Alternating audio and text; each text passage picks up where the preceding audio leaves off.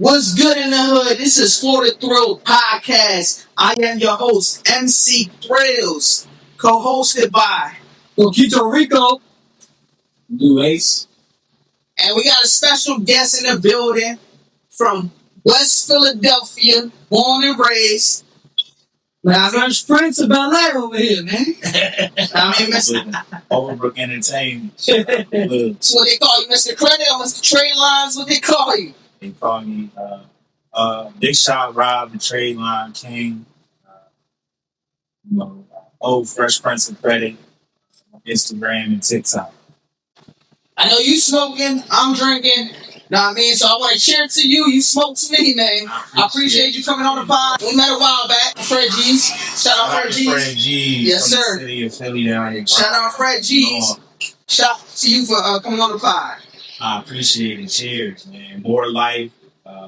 More Life Holdings is the name of my LLC. More Life to the brothers. I like that. To the family. You know what I'm saying? It's all about unity, building, love, peace, good vibes, good energy. No gatekeeping. You know what I mean? I want to see what I want for myself. I want to see for my brothers and my people. So, a lot of things that we don't get taught in school, we got to start, giving value out to people and helping them inspire somebody to change their life or think of different ways. It's a beautiful gift. So I'm grateful to be here amongst these people that have the alignment of like-mindedness. They showed me love. And I'm here to help y'all with some credit sauce and any other things that y'all might have questions about the finance, life, whatever. You can go on any topic. But thank you for having me. Yeah, no doubt. Thank you for coming. And it's so it's interesting for the people at home that we've been talking about me and Rob on the pod for a while. And I know I talked on here many times. People want to come on and they want to, do their thing. They want to promote their music. They want to promote a book or stuff like that. And it's all about those schedules being aligned. So for people that have been keeping up with the pod, y'all know we've been doing pod episodes. It's just me, Rico, and Luis, even Ratty in the building. We've just been, kicking it with each other. I kind of settled down from interviews for a while. And then we were just talking about, let's start getting interviews. Let's start getting guests again. So it's funny because Rob hit me up. I hit Rob up. I think I sent you the music. Is that what it was? Yeah, I sent you the music of mine and Rico's new EP called Viking Rap 2, Freya. Make sure y'all check that out. But I was just doing promoting. I was talking with my contact list. Like, I would boom, boom, send it to everybody. You know what I'm saying? As you should. Yeah, I sent it to everybody. So I ended up doing that. And I sent it to Rob. He hit me up. And then he said something about on there, right? Mm-hmm. And I was like, what's up? You know what? Let's do it Thursday. And this was Tuesday. This was Tuesday. I said, you know what? Fuck it. Let's do it Thursday because we already been talking. Me, Luis, Rico, about getting back on the interview. So I'm like, you know what? Fuck it. Let's get it. It's a spiritual thing. That's God's perfect time, like you said. Yep, divine time. Big bands, big facts, no sleep, no leg, big dreams, big bags. I'ma get it. Big bands, big facts. Divine timing. Yeah, no, definitely. It's about, the stars aligning, man. The stars aligning. Because we've been talking, it hasn't been like a good year, I'm guessing. A good year. For sure. Get to people a little bit about yourself, your background. You from West Philly, across the bridge from Camden, New Jersey. Yes, from where I'm from. Luis is from too. Oh wow! Yeah. Yes, remind me. Yeah. It's amazing. Like I said earlier, I'm from West Philadelphia, born and raised. I grew up playing on the same court as Kobe, and my mom's friend taught Will Smith in high school. I even still see him when I was at my mom's house. He's pulling up to get food right down the street from my mom's house. Your mom was a teacher for Will Smith? My mom's friend. But my mom was a teacher, but my mom's friend taught at actually Overbrook High School, where Will went to high school. Oh, that's dope. That's dope. Yeah, my mom and sister went to Overbrook, but I went to a different high school. But yeah, man, that was my neighborhood high school. I'm from Overbrook. His entertainment company's called Overbrook Entertainment. So shout out to Will. He put us on the map. He's a legend. So yeah, Kobe. So that restaurant, he gets food in, Allen Iverson's autographs in there, Kobe's autographs in there. That's fire. And yeah, man, rest in peace to the GOAT Kobe, man. This one's for you, Kobe. How was it being raised in West Philly? I'm gonna be perfectly honest. This is a great question. I love my city, and I'm very proud to be from West Philly as well. But my city changed a lot. The people changed, I would say, probably, I guess. And, the lack of guidance, the kids just doing all this nonsense, getting the Wawa shut down. Y'all know about Wawa. Yeah, Wawa. Wawa shut The down. Hokies. Yeah. Where we go? They get the Wawa shut down. Rio's from Connecticut. Okay. Yeah. Yeah, man. It's like our North Bucky's, right? Yeah. North Bucky, but different variety and stuff. Tell them what they be having. Man, the food be good. The Hokies and shit. I don't think the quesadillas, all types of stuff. So they get the Wawa shut down because they going in there ransacking it and what do you call it, flash mob and all that nonsense the kids be doing. So I just, I love this guy, No Gun Zone. He posts at 9:00. He's like, do you know where your kids are? Right. Because it's like, they out here just doing whatever most of the time, lack of guidance. And so, teaching at that school in Camden, one of my students had an ankle brace on. So, but he identified when he used to come in my classroom and chill. And What did you teach? I taught physical science. Physical science, which is interesting. long-term substitute. Yeah. Oh, that's dope. Yeah. And I taught at my daughter's school as well, downtown in Philly. So shout out to my daughter, Tori. I love you. That's what's up. I'm proud of you, Tori. How long you been out here from Philly? Come June, it'll be 5 years. I can't believe the time flies, but it's been good for me. It's been good for me here. I love San Antonio. It's a great city, man. So I see you rocking Spurs. Yes, Viva La Spurs. So are you now a Spurs fan or? I am. You know why? Because my my family is Malik Rose, and he was sixth man of the year. Played with Tim Duncan, Manu Ginobili, Tony Parker. Okay. So he was from Southwest Philly. He went to Drexel University in Philly, and to come out of that school and go, not too many. I don't even know if he had anybody else come and go to the league out of Drexel, but shout out to Malik. He went to Overbrook too, the same school. Well, okay, yeah. Yeah, because of him, I'm down here. It's a great. So was that a cousin of yours? Yeah, he's family. Yeah, we grew up together. Nice. Yeah, his whole family, my family, and I'm there at Thanksgiving and all that. So I love y'all, the Rose family. It shaped my life a lot, and I impacted theirs. Heard his little brother. So shout out to Riz. I love you, little brother. So, it's his family. So they had what was that, Malik's Philly's famous. That's they people Malik. Okay, yeah. At the Rose Bush, yeah. Oh yeah. So what made you get into credit and Tradelines? What made you get into that business? All right, great question. 2019, I did some time for DUI. So they sent me 3 times, 3 strikes you out in Philly or Pennsylvania, period, right? I was bar hopping a lot. I was social, so I kept getting caught out there drinking. I have an addictive personality, so if I had money, I'm buying strangers drinks. It's all off to the races. So that's why I gotta be conscious of that. You get a shot. Everybody. Because I got love in my heart. I'm generous, you know what I'm saying? The love plus alcohol, it intensifies, right? So you just multiply. Shout out the Love Team. That was a platform that we started, like how we all started a movement. Love Team. We shout out to Slim. He sending me some Love Team merch. That was my best friend. Yeah, that's what's up. We started one night on a drunken after a party night. You know what? We need some love. Let's start the Love Team. Next thing you know, people want to be a part of it, and it's beautiful because it's all about positivity. Right. All little parties and doing our little thing and showing love. Right, people putting up the hearts. So it's gratifying. No Diddy though, because you got the Love Team. And then you got throwing parties, so.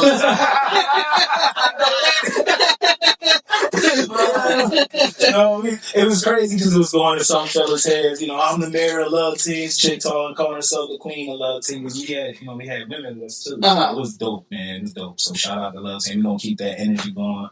And we pushing it to show everybody love and give them gems. Y'all still work together now? Yeah, man. To this day, my best friend up there is still holding it down. Stream Love Team for life. So shout out to my best friend, Kyle and my Slim, you know what I'm saying? A.K.A. Slim. He holding it down and he's sending merch down and we just trying to grow and build. But he's a hustler. He used to be in the streets, so I'm proud of him. He got married. He turned his life around. Shout out to Slim again. I never thought he'd do it, but he did it, man. That's what's up. That's good about so. That's If what's he up. can grow, you know what I'm saying? Anybody can. He's a knucklehead back in the day. So I love you, Slim, for real. But thank you, man. I'm here enjoying San Antonio, bro. It's a beautiful city. You said you've been out here 5 years now? Yes, sir. What you like the most about it right now? Honestly, man, it's honestly a melting pot, kind of like Philly. Like you have a lot of different cultures here. Yeah. It's a military town. You know, people come from all over the world here. You know, remember even with the Spurs, you know, they had all the international players. Tony Parker, Manu Ginobili. Right. You know what I mean? Tim Duncan. International players. So I love the good vibes. It's like a little slower than Philly. I like that. I needed to slow down. My city was fast. Yeah. I don't need that. Like I'm on my second life here. Right. Sometimes too fast is not good. Exactly. You know what I'm saying? Right. Since you mentioned, you said military girl. Well, I want to shout out Loquito Rigo for starting his new podcast called Unknown Heroes. Unknown Heroes podcast. Check it out for sure. If you guys are wanting to be a guest, know somebody that has served, please reach out to the Thrill Podcast, or you can find me on all social media at Unknown Heroes Podcast. Let's go. Yes, sir. But I agree with the whole in the city and the vibes. Before I came on here, you know, I was a while ago, I was already thinking like, man, I had like a bias about Texas, like just this country part in general. Before I came on here, I thought it was gonna be like I think a lot of East Coast people I talk to like is like I was thinking it's just gonna be just like a lot of farms and shit like that, and like that's not the case. It's just like you said. It's just like, you know, Philly. It's just like Jersey. And it's crazy because this is, it's a lot to do here. Like, you got Six Flags, you got SeaWorld, you got other shit to do, you got the Riverwalk, you got so much shit to do out here, and a lot of people out the city don't know that. And, like, I moved through a couple states. I've been in Florida, I've been in California, I've been in North Carolina, South Carolina. So, like, when you move to different states, you start seeing the world at a different view. Like, it's a different perception. Like, I know a lot of people, they're still in Canada, right? Yeah. And they're locked in, like they don't want to leave. They're stuck in the same cycle. Yeah. And it's not healthy, right? Right. And I tell them like, look, go out, see the world, change your view, change your perception. Right. Like, and I'm not saying to change it, but once you step out them grounds, once you step out the city, your whole world gonna change. Whether it's to one other city. What if it's just to one other city? Because when I went to Cali, you just opened up my mind like, oh shit, this is crazy. Wait to go to Cali. Yeah. Talk about it. Oh, you know, now Calland is beautiful. Calland is beautiful. Like, the weather was good. The weed was good. Oh, man. The women was good. Like, everything was good. But the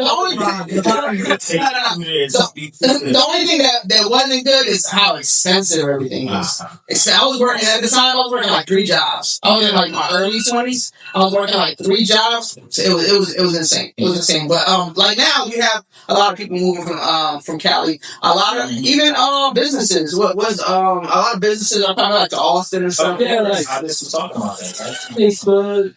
Meta, I think. SpaceX. SpaceX. Joe Rogan's podcast. He moved out to Austin. Like it's coming up. Tesla. Yeah, exactly. Yeah. I actually had did a delivery to the Tesla plant and had see it being built. It was amazing. So shout out to Elon Musk what he's doing here in Texas. I mean, Texas is the new golden state. It's undeniable. It's an excellent point, bro. Oh yeah. But I apologize. What made me start doing credit was when I came home from doing that, you know, a year and a half. I did 18 months. I was only supposed to do a year, but God had a plan that I would sit a little longer. And I was in training in there.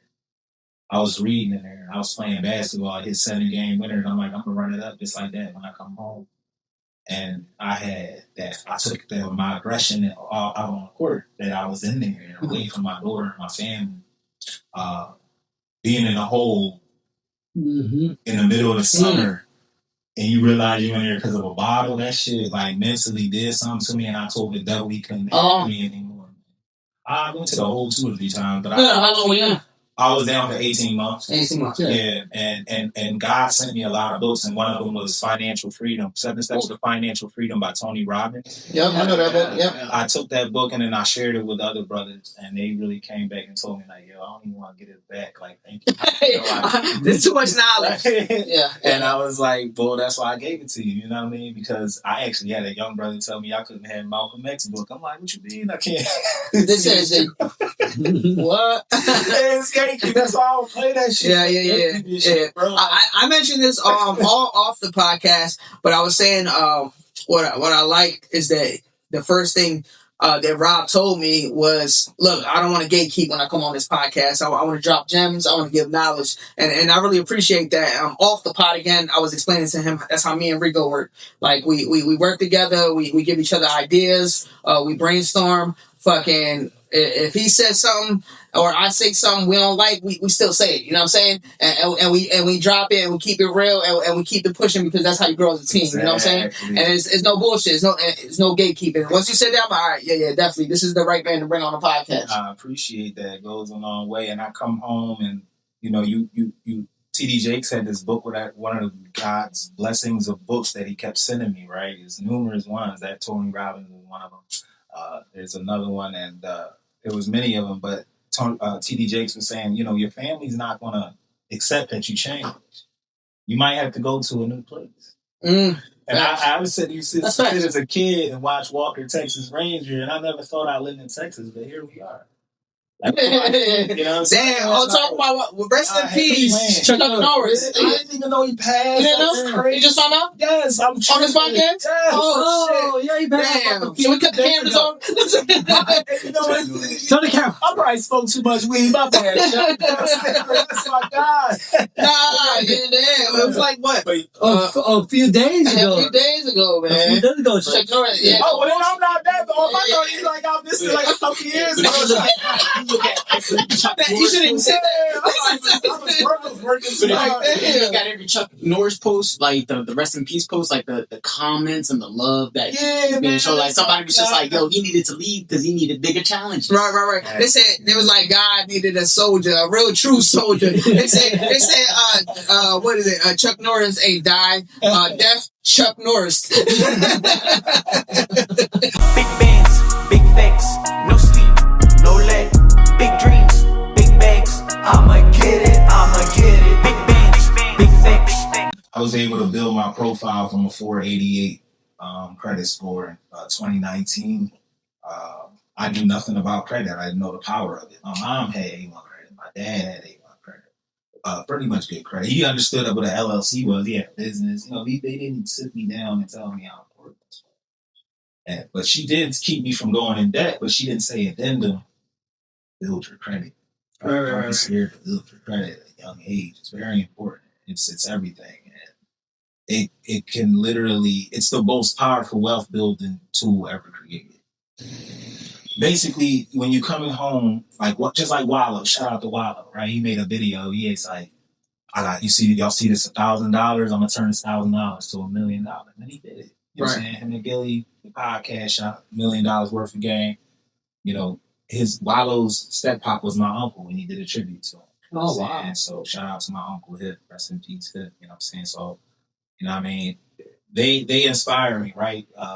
That story inspired me. Wallow did 20 years in jail. And when I was locked up, my cellie was like, yo, you remind me of Wallow. I'm like, who's Wallow? Because he came home when I was locked up. So I'm like, you know what I mean? But he was just showing me love, like saying, like, I guess the wisdom I was giving him reminded him of what Wallow was on. You know what I'm saying? Now, I fuck with Wallow and Gilly. I love the podcast, and I like their energy. And I think Wallow bring a different dynamic to the podcast. I think without Wallow, it wouldn't be the same. And obviously without Gilly, it wouldn't be the same. They love each other great. Yeah, they definitely do. And that's what you need when it come down to teams and working together. So, yeah, basically, you know, hustling, you know, grinding, getting back into the, you know, on your feet. You know, you don't have many resources. They don't have many resources for men coming home from jail. Right. Or even better, cities. Right. So I love what you're doing. These things need to be addressed. These people deserve a chance to get back on their feet, you know, and have a program or something to help them get a job so they don't have to go back and repeat the same mistakes. I saw dudes coming back to jail before I came home, and they was like, "See, he told this guy to get spoken back or whatever." People talking shit. No, let's not play into this cycle and get. Right, let's not manifest that into this people's lives. Like, that shit is crazy. How people can be. Yeah, I mean, I was locked up with Quilly Mills. Shout out to Quill. They was hating on him. Yeah, he gonna be back. He can't get off them perks. Like, they was wishing bad on this thing. Like, he ain't been back to jail yet. He proved them wrong. Shout out to Quill. That's what's up. See, I believe in like energy and manifestation and prayer. So like I feel like when you talk, same thing as when you're talking good, more people are talking good, you get good vibes. But when people are talking bad, all that goes against you, all that energy is going against you, and you got to fight it. And it sounds like Quilly Mills fought that, you know what I'm saying? But like when it comes down to like, oh, he gonna be doing this, he doing the same thing over and over again. Like one thing even me and Louise talk about is like stuff like that. Like, look, positive words, positive words matter. Very powerful. Yes, they are. They definitely are. Speak positive. And when you're so consistent on speaking on the same thing, it comes to existence. Mm-hmm. And a lot of people don't see that until after the fact. Mm-hmm.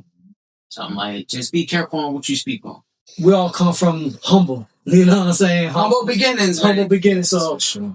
And we haven't really been taught, and our parents probably haven't really been taught, you know what I'm saying? So we had nobody to teach us, and they ain't teaching it in school like that, you know what I'm saying? So, but credit is definitely more powerful than cash, you know what I'm saying? You could make this much, but your credit could be this big, and still you could still run the world, you know what I'm saying? Or I mean, but as I was building I don't know if I want to say that, but I was building another social security number. I understand. You know what I'm saying? Right. And I would put Tradelines onto that. Uh-huh. And within months, I went from having nothing to 700. Exactly. But of course, I had to do what I had to do during that time. You know what I'm saying? But and there's a lot of steps that go into that. But I never used it for my own personal social security number. So I would like to. So if you could explain a little bit about using Tradelines on your personal social security number. Of course. Yeah. Me just basically saying, working these odd jobs, hustling, relying on a system that can cap you at a certain amount of how many hours you make per, what your salary is per hour, to be able to get paid to help people and add them to my credit cards is an ultimate blessing from God. It just works. I mean, it's called piggybacking. And a lot of mostly people that know business, or mostly white people, they add their children when they're young. Mm-hmm. They know the power of it. So when they turn 18, they already have good credit because they are on authorized users. And they'll build their own little credit, and they'll buy something with their little card because it's attached to the account, and they'll pay it off, and then it applies to their credit, right? So now, one of my clients, he had a thin profile, probably only had one credit card, bullshit limit like 700, and I added up to one card. He's due for 2 other cards that didn't hit yet. But he called me when the first one hit, and he went up 63 points. Yeah. So he was at like 680, he went to like 743. Yeah. How long you been in this line of business? Man, all right. So I didn't know anything about credit in 2019. So my 2 of my friends came to me and said, "You need to build your credit. Do you have Credit Karma? Do you have Experian?" I'm like, "No, what I need that for? Like, I'm a hustler. I got cash." I was totally thinking backwards about this thing, right? Because most of the world thinks money sometimes sometimes ignorant. Like, excuse me, like, no, like they told me, like, no, you have to build credit because you'll find out as you go along. But just, I said, all right, I'm gonna go with what y'all say. I gotta build my credit. My mom told me don't get any credit cards in college. She probably was trying to keep me out of debt. Thanks, Mom. No addendum. Hey, you need to build your credit though. As when you're 18 and 19 and 20, so you'll be ahead of the game, right? Because it just is what it is. Like, credit is your report card for money. So if a lender doesn't have a history for you, he can't have nothing to go off. Right. So he's not going to lend you money. Their job is to mitigate their losses with lending to people who are not going to pay the money back. Right. So these trade lines are like the golden ticket to, having some lines of credit that can help lower your utilization, add age to your report. Age is a very important factor, which I found out was very strong. Like, because now we realize that age matters. They're like, how long is your credit report? Okay. So Amex has me in at 2023, but I didn't have an Amex till 2025 only because somebody added me as an authorized user. It makes it look like I've been with them 2 extra years. Right. Some of my customers are getting pre-approval offers in the mail from different banks, like Chase. Like, I don't even have Chase. I'm like, hey, how they getting? But it's working, right? They're getting these pre-approval offers. These companies are like, okay, their credit's good enough. When you're pre-approved or you do a pre-approval or a pre-qualification through that app, you got a better chance of knowing that you're going to get the card. So you always want to do a pre-qual before you apply for a credit card, right? Exactly. So that's another gem for y'all. Or apply for the ones that tell you that you're pre-approved. Yes, I only mess with pre-approval ones because y'all not just going like Randolph Brooks. I'm sorry, I don't like them. They're stingy. You have to blindly apply. Right. And if they tell you no, then you get that increase. You're mad. I'm like, yeah. You know what I'm saying? Right. Navy, I love y'all. Shout out to Navy Federal. Shout out to Amex. Y'all my 2 favorites. I'll tell everybody why, of course. I mean, Amex doesn't have any hard pull after you get your first card. So you get your first card with them, you can just apply it. Nice. Oh, shit. That's a gem right there. Yeah, I didn't know that. That's a fucking gem. Bank that does y'all listening? Their only bank that does this. That's crazy. That's why I was able to get 6 cards with them in a year. You know what I'm saying? Right. That's unheard of. That's nobody I know like on fire with them right now that I know of. Like, but it's possible with, reading and studying and learning how they play. The credit line increase, they started me off at $10K on one card. I asked for an increase in 3 months. They gave it to me. So by May, I had 3 cards with them at $23,000. Oh, that's another big thing, so though. January to May, like 5 months. Asking, though. Just some people that don't even know that. They don't hard pull you when you ask, right? It's a soft pull. Like when you ask for a credit line, they're even going to say yes or no. No, but the thing is, some people don't even think about asking for that. So my mom, it's a perfect you brought that up. My mom, her credit card had a $10,000 limit. She was using 50% of it. She had $5,000 balance. That's tanking her. She added me to the card. I'm like, add me a card. I need some more age. That joint tanked my score because she was using 50% of her utilization. Oh, yeah. I'm like, take me off that joint. That joint down. Like, so I'm talking shit. She like, I have to do some things. So she's like, I was like, you know what? I got you. I'll tell you what to do. I said, ask them for a credit line increase. You've had the card for some time. They should have been giving you one. Stingy ass citizens. Yeah, I'm calling all these banks out. Talk my shit, right? So she does it. They give her 8 bands. It goes from 10 to 18K. Low utilization. Now she's paying way less interest on that. There you go. Right. So now she didn't say thank you, Mom. Of course, she ain't teaching about that. It's cool. Right, so now instead of being only half, she goes back to a third, right? Exactly. Yeah. And then her score goes back up. Right. Big bands, big facts, no sleep, no leg, big dreams, big bags. I'ma get it. Big bands, big facts. For credit line increases every 3 months. Every 3 months. Look at that. That's every 91 days. Again, he said he was going to come on here and not gatekeep. He gave you the Amex secret. So...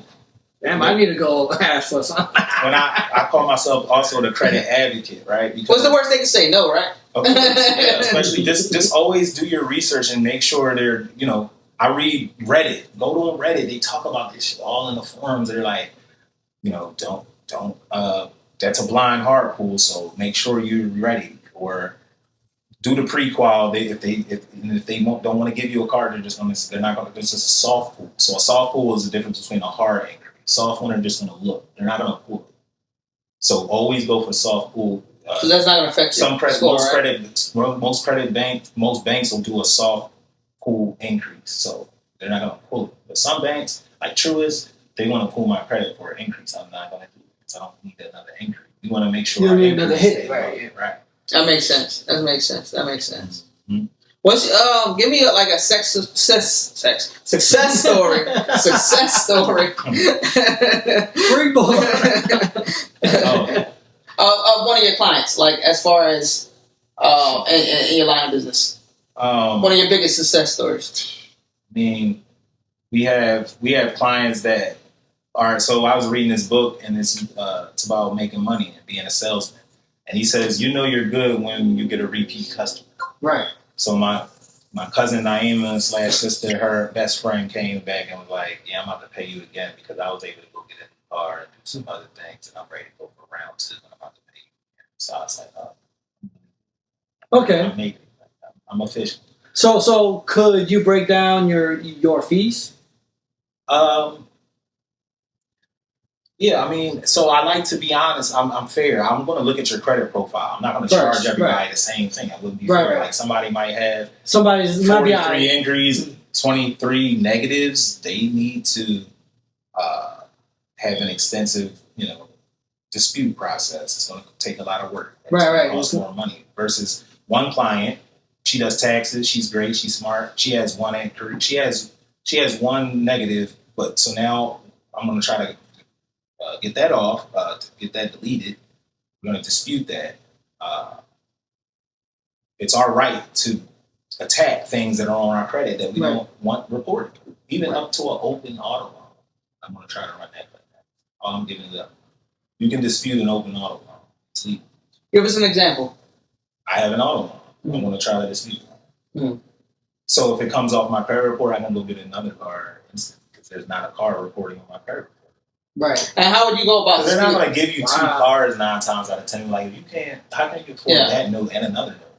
But if you that other car is not showing on your report, they're going to give you a car. Right. So say the people like watching, they don't know, like they don't have no idea what you're talking about. How would they go about to dispute that auto loan? There's different ways. The free way is also, you can also use ChatGPT. You can tell them to act as an attorney and use credit laws to dispute items. And ChatGPT will write you a dispute. Mail it to the 3 bureaus. Keep your fingers crossed. Follow up with a CFPB report, the Consumer Federal Protection Bureau, and it should come on. Yes, you can dispute an open auto loan. yeah. So the way that I do mine, because I have 3, but about 2 like a day apart. So as long as you buy within the month, right? Yes, that inquiry lasts for 30 days. Right. So you can go and apply for that within that 30 days as much as you want without the bank knowing. After 30 days, they'll get a report. Right. He applied for this card. And so they're like, well, if he applied for that car, how's he going to come over here and apply for this? That's when the banks are starting to look iffy, right? So that's why we're going to keep our inquiries. Now, after I got my car and they ran my credit a bunch of times, I told them not to. They did it anyway. It's fine. Of course. They found, I was able to go and have my VA dispute all my inquiries back to nothing. Right. Okay, is it better to go ahead and dispute? Go ahead and dispute everything, or go ahead and consolidate those debts? That's a great question. That is a golden question. All right, so most credit repair specialists, their methods suck. I'm not hating, I'm just being honest, right? I have master disputers, right? Like they really put their all into the methods and the methodology, switch their letters up, their tags, they different. I mean, he really go in, he's special. So when you don't have that, I understand why they're frustrated because their customers are frustrated. They're not getting things off. I too paid for credit repair. My credit, I started an entire business when I moved here, a trucking business. I did it out of pocket. Never do that, y'all. Older people's money, OPM. Always use the bank's money. 10,000 or more, 15K maybe down the drain, trying to run this trucking business with my partner. He didn't want it. He's at the card out scam. I ain't got time. I have to do these things myself. Always try to start your business yourself. Use other people's money. My credit wasn't right. I couldn't finance the truck. We had to rent the truck. More overhead. Most businesses go into fail within the first 2 years because of lack of capital. This is why I do business funding. It all ties into credit. You cannot go get business credit without good credit, personal credit. They want to look at it. They want to know. What's your track record with money? So I had to build my credit and put it on steroids. And then now I have like 70, 80 positive reports positive accounts reported, and ladies, people were like, how did you do this? And I'm like, it just just finding gems and finding credit builders, running pledge loan plays I was talking about, installment loans with banks, Chime, Self. There's so many credit builders that we're going to give the community, you know what I'm saying? But because there's a lot of them. But if you use all these plays, you're I think my credit profile is like bulletproof now because Amex is like approved. And I couldn't even get an Amex. Right. Wow. Yeah. Of course. So, but we have to keep trying to advocate. My first Navy Fed card, they denied me. I called in for a reconsideration. Advocate for yourselves. I woke up that morning to a $25,000 credit card, and that's when I became obsessed with credit, bro. See, right there, just that little small, like I'm telling you, just asking, like that's huge. Like just starting off with that, just opening your mouth, like look, like you they said no the first time. Some people like it's good. All right, try it. What they gonna say no? But you didn't stop there. You went back and said, hold up, let's reconsider. Let's reconsider this shit. One of my first jobs out of college, right? The lady went to the second HBCU. I went to the first historically black college, Lincoln. So because we went to these two schools and they're so close in proximity to each other, and she was like, "You got the job." She didn't really interview me. She's like, "Just take care of these kids. It's serious." I said, "I love kids. I won't let you down. Don't worry." Right? So she's like, and then the next thing she says to me is, "Robert, self-advocation is never a poor practice." I'm like, okay. I'm thinking to myself, well, that's a random joke. Like, why is she saying this to me? All right. And so all these years later, through all my life, she was right. So God was speaking through that woman that day. When I was 24, I had just had my daughter. Had to go through that fight, trying to be with my daughter, advocating for myself as a father, which I still try to do to this day. Right. Everything that matters to me, we got to stand up for ourselves. So I said to the lady, can I please have a reconsideration? Another glance. I've been working hard on my credit. Older white lady. They don't even do this anymore, sadly enough. But the older white lady say, sure, we'll take a look at it and everything. I'll wake up. Something told me get up. They don't do what no more? They don't let you call in like once their decision is like, what I'm saying, it's final now. Yeah.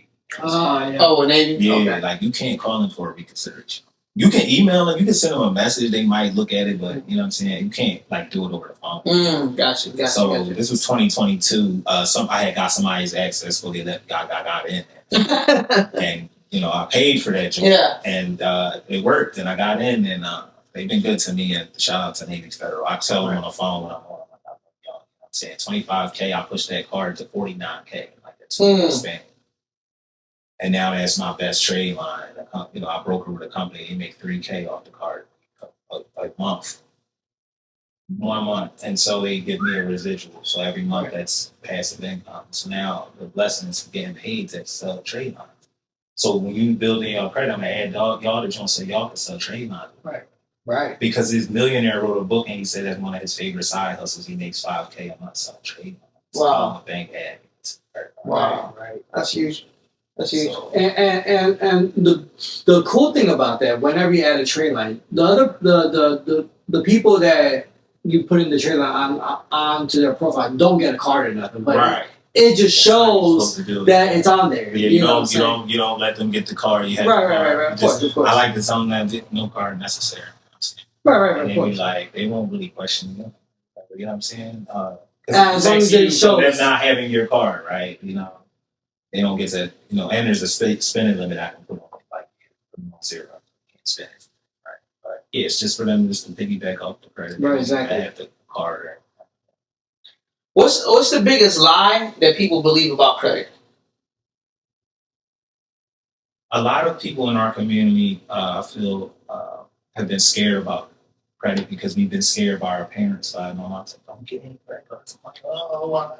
You know what I'm saying? But no, like, let me try to at least build some credit. Like, I even met a man that had, sadly enough, I remember this. I couldn't wait to say this. When I was locked up, I met a friend. He was a real cool Hispanic guy. He was trapping and shit. He never had a bank account. He's like 30. So he never had a bank account. And I was sad about that because I'm an empath. Like, I care about people. So,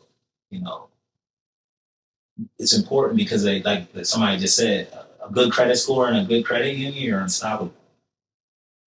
It's true. Credit unions are shit. We go there first. Right. And so they're for the people more, right? And your rates are lower on everything you're borrowing. So that's the biggest lie you think is that people believe that you shouldn't get credit. Yeah. I mean, a lot of people to this day going to argue that, yeah, I'd rather have cash or credit. Listen, credit, you can have access to 5 lines of credit, $100,000 a piece. That's $500,000. Like that you said that. So like, I went to a seminar where it was a millionaire talking about credit, and that was what his point was. It's like, at the end of the day, when it's all said and done, and the gravestone is there, this is what he was closing with. It's not going to say so and so had a bad credit score. His whole seminar, he's a millionaire, and he's like, whatever you get, when you receive it, use that credit and invest it, flip it, keep using it. You might even he was even talking about hard inquiries. You might take a hard inquiry, but if you could flip that, you're winning. That was his whole seminar. He was talking about how whenever someone gives you credit and you can use, back to what you're saying, use other people's money, use it. At the end of the day, people complain about the credit hits, like you just said, the credit hits, hard inquiry. But if you just got $5,000 and that $5,000 can turn into $15,000, $20,000, $30,000, and you got them hard pulls, so what? Mm-hmm. It's and that's a great point. That's why I'm back to the pre-qualifications. Go to only cards or loans that are going to pre-qualify you. They're going to tell you, hey, you're pre-approved. So you have like an 80% chance at that point of getting approved once you get the pre-qualification, right? And then there's a way to go freeze your reports, right, before you accept the offer. You don't get a hard one. I've done it with the Apple card. I've done it with 3 Truist cards, the GM Rewards card. General. Yeah, about 100 cards right there. You got 100 cards. Plus money, plus card. I was the first one. Card sleeve I was. Don't got to show the numbers, but damn. 38 cards. 38 cards. You're playing now. You can have 0 interest for a year, right? So they one credit union. That is wild. Like just show the stack of me. Just go like this one time for one. Right, just hold it side. Don't hold the number. Don't show the numbers. He's sort of like real quick. You know what I'm saying? I gotta watch for them. It's a couple it's not a couple. And then people do be asking me that. The first thing when I show them these credit cards, they be like, "Are you a scammer?" I'm like, "No, this is real credit." But people think like that. But back to what you were saying. Especially with the rubber band. You probably pull up to the strip club like, which one? Do I swipe at the cheeks? Honestly, when I'm in a store, people be like, "Damn, you have a lot." Maybe it's the cashier or something. They'll be like, "You have a lot of cards," and I'll be like, "Take my number, man. I'll show you how." Like, I'm not gatekeeping. I want you to have it too. Right. They know this on, and they'll ask me, "Well, how do you do it? Like, how do you know which card to use?" So I'm like, "Well, this one has 0 interest for a year. One credit union, Skylar, gives me a refile on my auto, so it brings my interest down. And he gave me a double dip, so that, like you said, that increase good for 30 days. You can then apply for another product. Right. So they gave me a $8,000 credit card with 0 interest for a year. So I was able to put my expenses on that card, knowing that I don't have to pay that money back for a year, right? So especially when I was going through, all right, I got a DUI. I had to be in jail. So, it reminds me of the story. This Neiman Marcus. I think he had a Neiman Stores card, this guy. He had got locked up. He called Neiman Marcus and they bailed him out of jail. Store card. So the bail bondsman came and got my credit card and bailed me out of jail twice. You're dropping gems, y'all. Dropping gems. Credit to get out of jail. Then I turn around, pay my lawyers 10 bands, and I'm free. So get your credit fixed. Now you're a boss. You don't need no lawyer money. You got your own money. You know what I'm saying? So could I ask you this? Yeah. What's the best advice you could give to those who don't have credit, who are trying to get credit? That's how I tell them, like, how you supposed to get it how you get it if nobody wants to give it to you in the beginning? Because So again, that's where these credit builders like Chime has one. They give you 1.5 cash back on their card too. And it's a debit card. It's like a credit builder debit card. They're getting better. They have a high yield savings account. So if you connect your work direct deposit to them, which I do, you're gonna get 3% on your money. So it's good to have your money compounded. With that book, Tony Robbins, 7 Steps to Financial Freedom, he's talking about compound interest. When your money sits in a high yield savings account, that's where you park your money. That money is now working and snowballing on itself. And as the snowball comes down the hill, it gets bigger. And Einstein said it's like the eighth wonder of the world. So that's rich people don't let their money just sit idly. They give their money a job. Mm-hmm. I want to bring it back a little bit because I know there's a lot of people out there that don't know what Tradelines is. Yeah. And the most simplest way to answer that question, Tradelines and secure cards and credit builders. Mm-hmm. That's how you build your credit. Credit builders will drop some as we keep going, or as this platform continue, will help people that they'll ask whatever. But Self, Kickoff, Ava. Cheese was one. I think Cheese is still around. They're just taking some of your money. Take notes. Take notes. Some of your money out. Take notes. All they're going to do, they take a little bit of your money out and deposit, and then they return it back to you. But they're reporting to the bureaus that you're making these payments, and that's helping you build what? Credit history. At the same time, the fast track is to just call me and I'll put you on a trade line for $50. You know what I'm saying? For a month. And your score going to jump 50, 40, 60 points. If I put you on 2 or 3, you're looking at 100, 150 ball. Whatever I need to do, I'm going to drop it in the pot like a chemist. You know what I'm saying? Because I got so many cards now, and not bragging. I just want. No, we can see that. We can see that. We can see that. Why are you getting so many cards? Right. Yeah, so that the Robin Hood gold card? I know. Because I hit that way and listen. There's so many people out here that don't know at all. They don't know what trade lines mean. In the simplest way, explain what is a trade line. Okay, so a trade line again is, i.e., an authorized user. An authorized user is simply a person that has a credit card, and they'll call the bank and say, "Hey, I want to add my daughter. I want to add my mom. I want to add, a relative." Normally, this person might live with you. If not, the bank might not check. Be careful though. Sometimes they don't like it, but so far so good, right?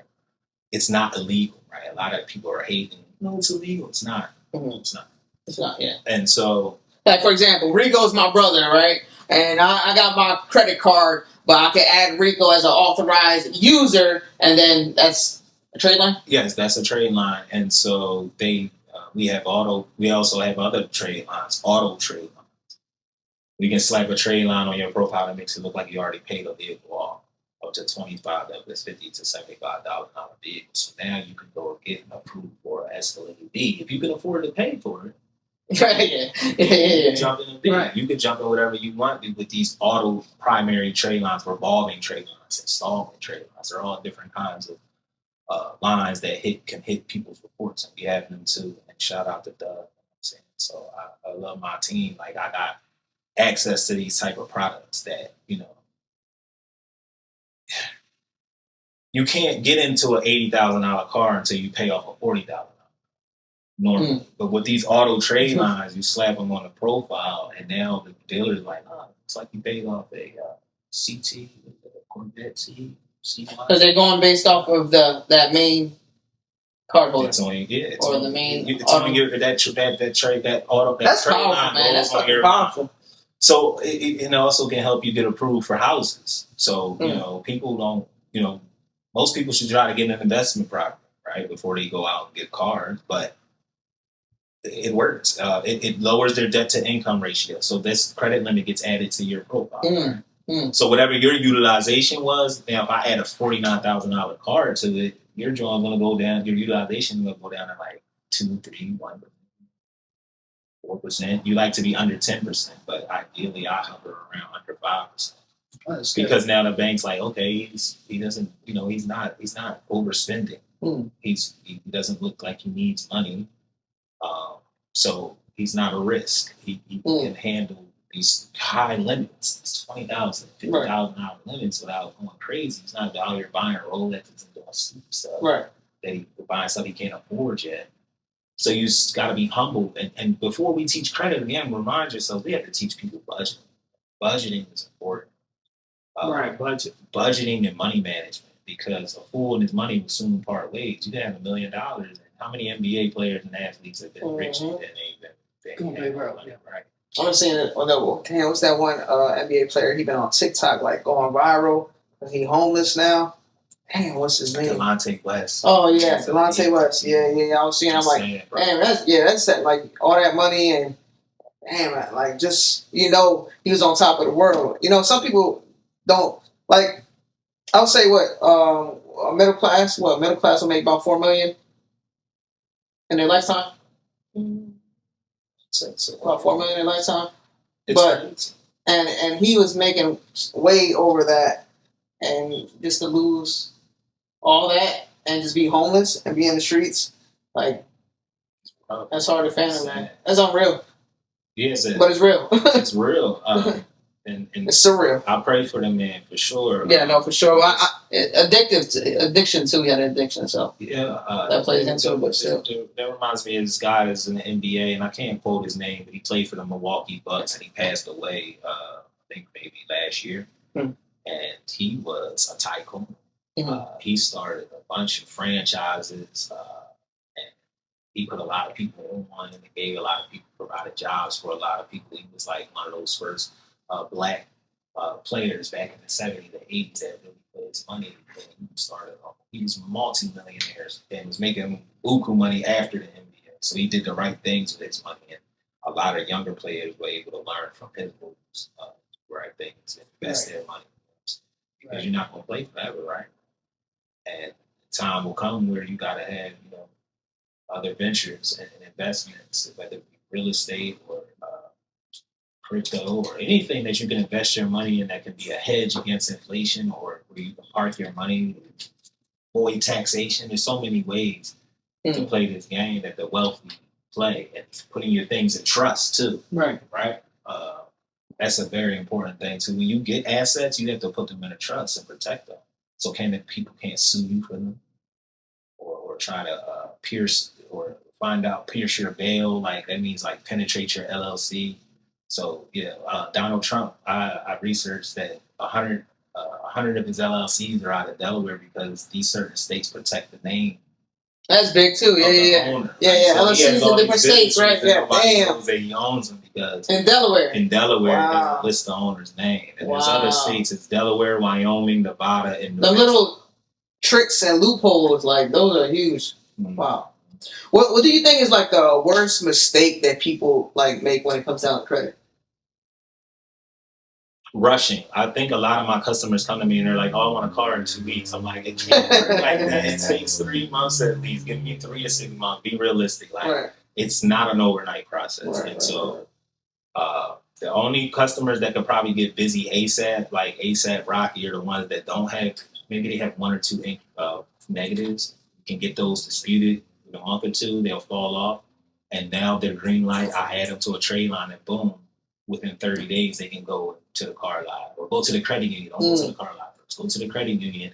Get your pre-approval from the credit union. They're going to give you your check. So they're not burning up. They don't need to run your credit. Right, because they're going to run 20, 30. Right. Now you're in a position to negotiate with them. Like, here, I got the check. I got the juice. You know what I'm saying? Right. And I'm not putting no money.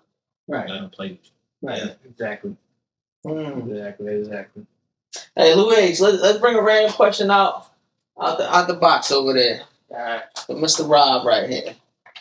We're gonna switch it up for the thrill of it. That's positive. Well, I want to take another shot, man. Yes, sir. Salute, man. I mean, for you dropping gems on the pod, man. Salute. You giving the people, something to take notes on. Salute. Man, that Amex is definitely important. The fucking disputing, that's definitely important. Just letting people, be aware of things you can do is important, especially when it comes down to credit. And like what you say is people are scared. Like, oh, you scared to even touch credit because of your parents. Your parents taught you that. Yeah. So cheers to you dropping gems and not getting appreciate it. And if they want my info, y'all can get in touch with me. I don't mind. I help people. I help strangers in the street. Sometimes I'm in a gas station, no cap dudes like, what do you do? I'm like, credit.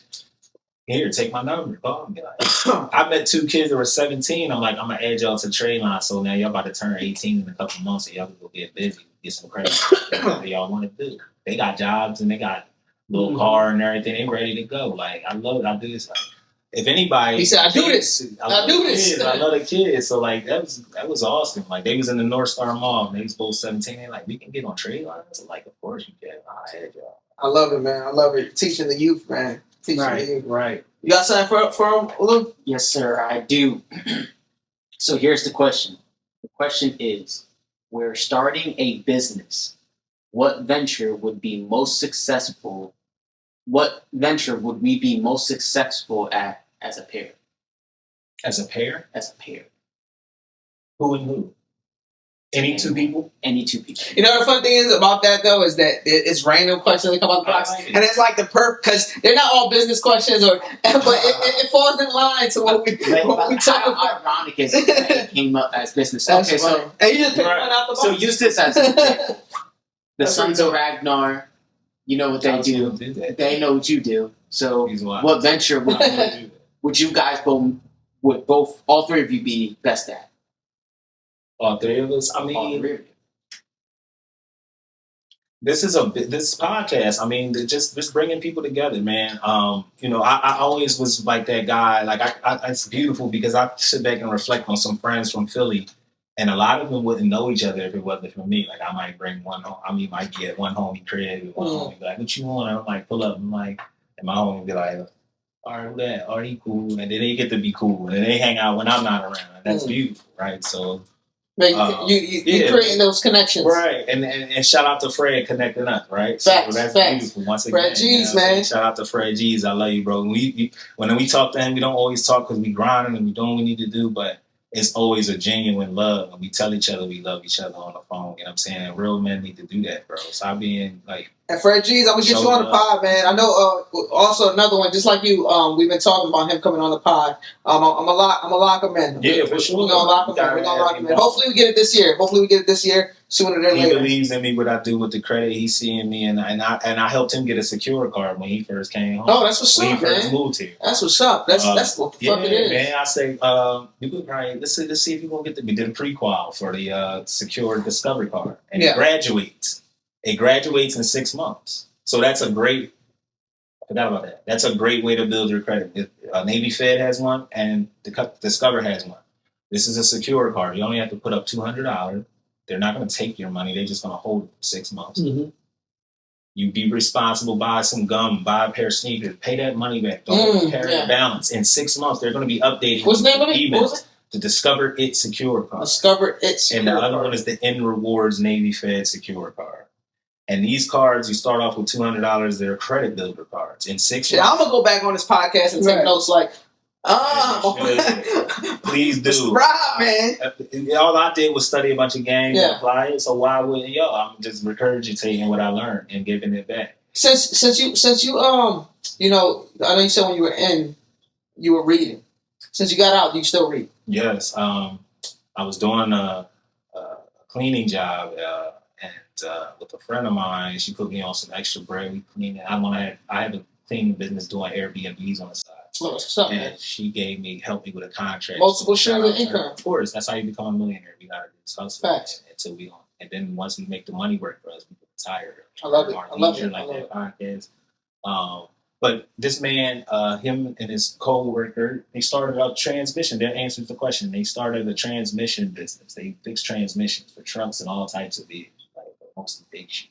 This man's African American. It doesn't matter. Not, just saying, but that's right. We still. He's a nice man, right? Loose. And he takes a liking to me, I guess, because I'm in there and I said, "Sir, that's a prolific title of that book." The book was titled "The Disciplined Godly Man" or something like that, right? So he says, "You can have the book," and I'm like, "Sir, I can't take your personal book." He has it sitting up on this thing and everything. So he's like, "No, if the God wants you to see that you have it, Disciplines of a Godly Man." It's called.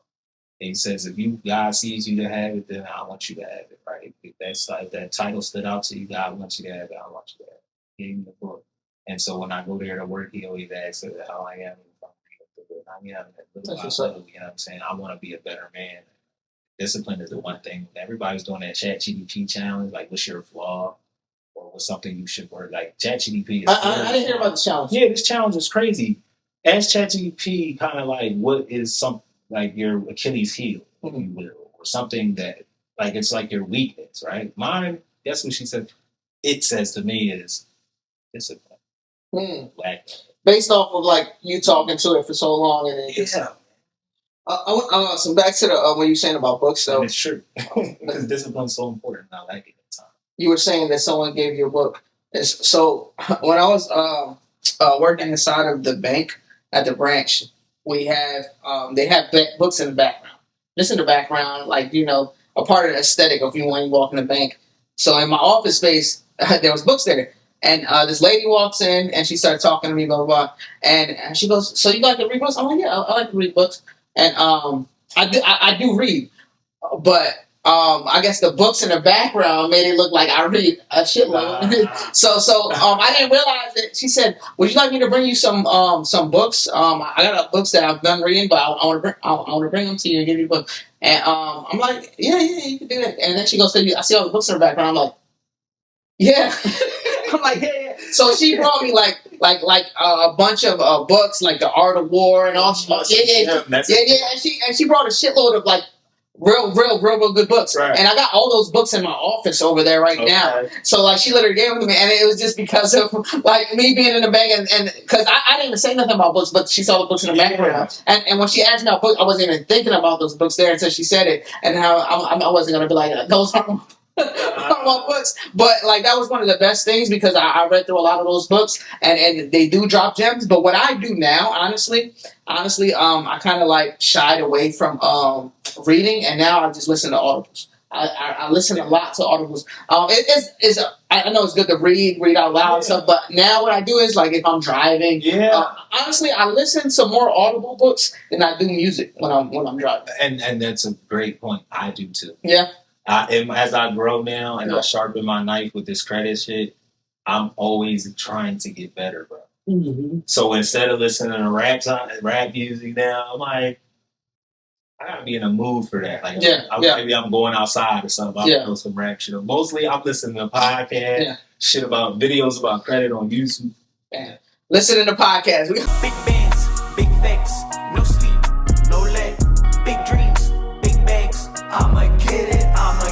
Big bands, big facts, no sleep. You said the podcast and listening to podcasts. I find myself like instead of listening to rap music or whatever, now I'm on some like listening to something that I can better myself. I don't care if it's something spiritual. Because I had caught a DUI last December, it put me in a depression. So I needed to listen to things that could uplift me, something spiritual. A cookbook from a Islamic preacher about your story's not done yet, man. Even this guy. My friend Al, he just got married. Shout out to Al. It was just his birthday. He posted a book title to me on his story. Why Not You? Now, John jumped out at me like, he's talking to me, right? Why not you? Tell your story. Everybody. That's why you get platform. The better. Telling their story. You're impacting people at that point. Yeah. No, don't think nobody needs to hear your story. Right. Exactly. And so the man, so I Googles the title to the book. I find out who the writer is. I look up the writer's name on YouTube. You get down to the nitty-gritty. I love it. I love this shit, man. Search and the door shall be open, right? Searching for truth and knowledge and understanding, right? So YouTube podcast comes up with the man, right? I want to meet this man. Watch this. So he tells his story. So he says his mom and dad were deaf, hearing impaired. So that made him be their advocate at a young age. People was trying to like get over on them, mistreat them because of their disability. And so that made him strong and put him in a parental, like I guess an adult type of figure as a child, being the one to have to advocate for his parents.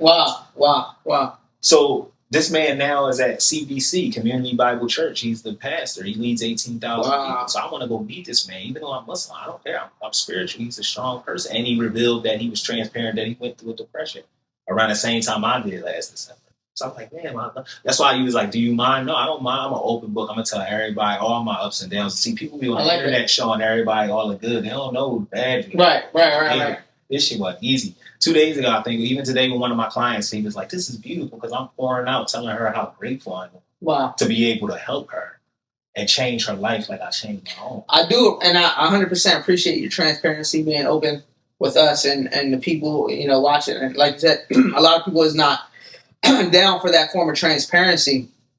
Also, back to what you're saying, like when you're saying listening to the podcast, Lou would tell you, right? Lou, remember when we took that road trip and all I was doing was listening to podcasts? Like, I prefer to listen to audible books and podcasts. Like, I listen to my music. And I think most people have a stereotypical people that know me, like, oh, he does music, so he goes. No, most of the time I'm listening to podcasts and I'm listening to audible books. And it's an interesting story with that ride, too. You remember Lou? Yeah. Lou got a picture of, he don't know if it's a UFO or something, but something was in the sky. You remember that, Lou? It could be things that I'm tripping. I've seen some things, too. You still got the video of that? I still have that video to this day. Okay, after the power, show him. But it was something. I don't know what happened. And I thought... It disappeared, man. It came and it disappeared. But I wanted to say that when it comes to that, anything that has to do with money, nowadays it's kind of like a swing or a miss, because anything that has to do with money, it becomes competitive. So some people might shy away from that. And so, how so? Tell me. Like that? I'll give you an example. Mm-hmm. I learned about credit at a young age. Mm-hmm. I would like to say my preteen, so like 13, 14, 15. Okay. So I was becoming knowledgeable of what it was. Uh-huh. But later on, 18, 19, you get out in the world, you're on your own, you're going to college. At that time, I got accepted into college, pushing on 19 years old. But I never applied myself to it. I never really thought, this is going to help me out in the long run, So when you start seeing other people, when you start hearing it, people say, hey, I got a 720 credit score, or I have this, and it keeps going. You're like, man, you lose that confidence in wanting to do it because you're like, I feel like I'm late now. I feel like I have no chance to come back and start credit, I'm glad you said that. So in that book, 7 Steps to Financial Freedom by Tony Robbins, he eloquates on that, and he's telling people, do not feel bad because it's never too late. But don't wait to start. You just start when you can, but anybody should start investing in their 20s and 30s. The guy that started McDonald's didn't do it till he was in his 40s. You know what I'm saying? It's never too late. I see people that, when I remember when my cousin Tanisha graduated from Morgan State. You know who says that a lot? Gary Vee. I don't know. Gary Vee. Big business owner. He started off in a wine company, and now he fucking huge. You know who Gary Vee is? Damn, Gary Vee. You know who Gary Vee is? So, anyways, he's I don't know how y'all know this guy. He's like social media big, and he just what he does is a lot of people like he drops gems like what you're doing right now. He'll get on and he'll start talking about his business and how he grown to be this big platform. But he literally tells people like, look, you can do this, this, and this. Doesn't matter what age. Just I'm bringing it up because of what you said about age. Like he's like, dude, 40. Boom. He was like, he was working for his dad's wine business, and he was doing a lot of behind the scenes, like little videos. He's like, people didn't even know who the fuck he was. Like, they didn't know who he was, and all he was doing was helping his dad's business. And now he's fucking a billionaire. Like, and he was like, look, 40 years old, 50 years old, 60 years old, you can do this. So don't be scared. Don't be like, oh, I don't have enough time. You create your reality. You create the universe. So don't, like, a lot of people give up. Right. Because they hit a certain age and they're like, oh, I'm not nothing at 20. I'm not nothing at 30. I'm not nothing at 40. He's like, fuck that, 50. You could be a millionaire, like, and you can live your best life. Yeah. I mean, we all want to do it more earlier than later, but the point is back to what you were saying. And is Gary Vee that short Caucasian guy? Is that who we're talking about? I don't know how tall he is, but he is white. Okay, so I do know who you're talking about because I saw a video and it was very short, very sweet, but it hit me in a sensitive place. You gotta look him up. He motivational, like the type of people that you want to follow this, and based off of what I see and how he even like when people ask, like he literally this is a billionaire, mind you, right? He might be a little bit less than, but I don't know, maybe, but he has a shitload of money, right? But just him talking to people like me and you, just started from the bottom, humble beginnings, just him taking the time to sit on a podcast and tell people like, look, or even like there's that, like he records himself, like he streams himself sometimes, and he's telling random people in the street like, look, he's dropping gem. He don't have to do this. You know what I'm saying? He doesn't have to drop a gem. Like he's at the point in his life where he shouldn't even have to give a fuck about anything, and he's doing it. And that's the people I like to look up to and I appreciate. Yeah, and I was gonna say like one thing I like is that he says he could flip anything. So you know who Gary is? Yes. Okay. He said he could flip. Oh yeah. Anything. So what he does is he got this, and it's true. It's true. So like yard sales, right? Mm-hmm. So he says, look, people that are down and out, and you all you got to do is this: go to a yard sale. You find items. People sell yard sales for 10 times less. Mm-hmm. You go to a yard sale, you buy a few things, boom, flip it on eBay. That's his thing. You buy this, you buy that. You can find a Pokemon card. You can find a whatever it is, and you can flip it. Yeah. And when I said multiple streams of income, he said just start with that and start doing that. And he said that if he started over, like if he went back to zero, he would do that. He would go to yard sales, buy this, and that, resell it on eBay, resell it here. Go to yard sale. You can buy so much things from a yard sale that people sell. Flip it. And flip it. And I like that you say that because it reminds me of two things. One, at my job today, they're talking about thrifting. It's a girl had got some sneakers from the thrift store. Okay. So I'm an assignment thrifter, right? Mm-hmm. And one man's trash is another man's treasure. So that's when you go into the flea market or whatever you're doing, and you're going and flipping stuff, and somebody's going to want that, especially these nostalgic things that are older, vintage items. That's another thing he talks about, nostalgia, and they still sell it for cheap. He said he found things for $1, and he literally did it like a YouTube thing of like he went off and did it. Like he he bought things for $1, sold them for like $50. That's so decent. Yeah, like but this guy, you don't think this guy's rich.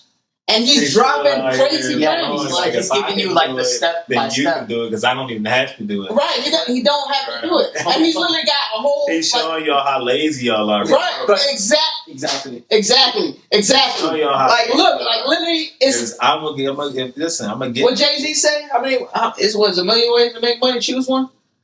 but like you said, your bro, he said that when the umbrellas out, because that's when he said put your umbrellas up, because that's when I brainstorm, because like we could sit here and think of ways to make money like that. But do it. But my friend even said that. Savari, he's one of the guys that told me about. Started to tell one of my friends that told me how important credit was to start building. But he said everybody has all these ideas, but he's like, great, don't tell me go do it. You know what I'm saying? I love it.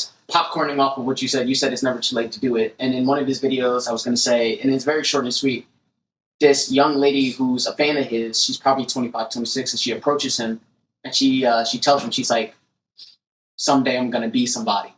And he literally grabs her and he's like, you're somebody right now. Yeah, I saw that. Beautiful. You're somebody. He's like, listen, he said, when you turn 30, you're still young. He's like, when you turn 40, you're still young. Yeah. He's like, you have the opportunity every day to do something. That's so awesome. So when he told her that, I was just like, man, because I'm 23. I start radiology in April. Okay. So I feel as though I look at, and I'm not an envious individual because envy is a sin, but I look at a lot of my friends now, and they're my age. You can admire people. But I look at them now, but it started off as envy. I look at a lot of them now. A lot of them are lose their chance, transparent. Yeah, they started their careers. A lot of my buddies, they're married. They're on their first kid, and I'm like, am I falling behind? No. This comparison thing is a problem. My daughter, before I left Philadelphia, was crying tears to me, and she's probably like 12, 13 at the time. I'm like, what are you crying for? She said, I want to be successful. Like, you're a child. Wait. Wow. You said 13? Yeah. Wow. She had the weight of the world on her shoulders. Wow. Like, you ain't even, you don't know nothing about that. Relax. Wow. She's like, no, because all the other kids are doing all the spectacular shit online, and I feel like I'm supposed to be like them, and I'm like, that shit's like, okay, Tori, you're still everything you need to be. Don't compare yourself to these kids. So this is important. Right there, it's important for our parents to do this with their kids. Like, listen, do not feel like, because again, I'm gonna say it again. People show you only their best moment. They don't show you the times they were in the rain, Facts. the times I was in a car without a car and nobody would come pick me up from work and I got to catch a lift.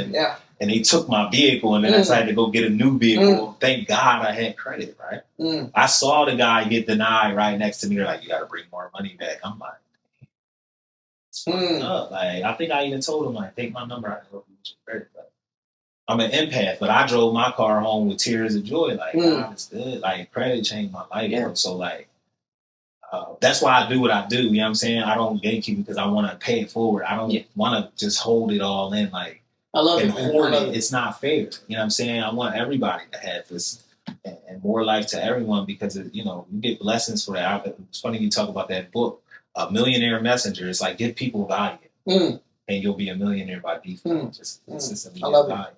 Mm-hmm. These books are beautiful that you talk about. And the reading is paramount. Knowledge is more important than anything, more than the food you drink. I mean, the food that you eat and the things you drink to sustain your body, knowledge is more important than that because, you know, like you said, a fool and his money will soon part ways. So, like, I read this thing called the book called The Book of Knowledge, and he opens up, like, expounding on the importance of knowledge in general and how us as believers and Muslims shouldn't gatekeep. It's obligatory upon us to share information. So there's gatekeeping is illegal. Hey, well, you said is that the most valuable lesson you learned from that book? What's the most valuable lesson you learned? Yeah, I would say like him just expounding on the important. Oh, and him explaining to me that somebody like me, it's nothing wrong with me for having to keep falling with alcohol. I just needed to be explained why I couldn't do it. It's intelligent as I am. I love and that nothing's wrong with me for that up. because I thought something was wrong with me. Like, you like, is something wrong? The best gift you can give somebody is to believe in them. I'm glad you said that. It's beautiful. That's what I read one day that made me think about what he did. He was like, you are somebody. Right. Thank you. So to me, when I want to choose who I want in my life, I don't want no fake love. I don't want no halfway support. And for you to say, hey, this person supports you, or, you know, like, that's the thing about, like, me and Thrills. We support each other. Whether he's doing his own thing, I'm doing my own thing. We're doing stuff together. If I'm struggling, he's like, hey, you got to fix that line. He's like, I don't like it, but I'm supporting you to do something better. Right. You know what I'm saying? He's pushing me to the next level. And I think me and him do that for each other. You know what I'm saying? That, like, hey, that hook, we got to do something else. You know, this and this and that. You know what I'm saying? I see it like this. Like, someone, all right, so if I didn't give a fuck, right. If I wanted to be like, oh, yo, my verse is hard, right? Yeah. And I think your verse ass. Most people, right? Most people are not going to say fix this line, because if I tell you to fix this line, you're going to be better. Right? They want to see you doing good, but not better than them. Right? Exactly. Mentality. But when I say, I literally be like, yo, like, this line could do this. We can do this on this and this and this. And like, I really, like, when it comes to like rap, and Rico will tell you, like, I'm a lyricist, right? And I love bars. So I'm like, bro, let's improve on this. Let's do this better. But someone that don't give a fuck will be like, all right, let that rock out. That reminds me of a poem my 6th grade teacher taught. Shout out to Miss Hyman. She asked my mom about it.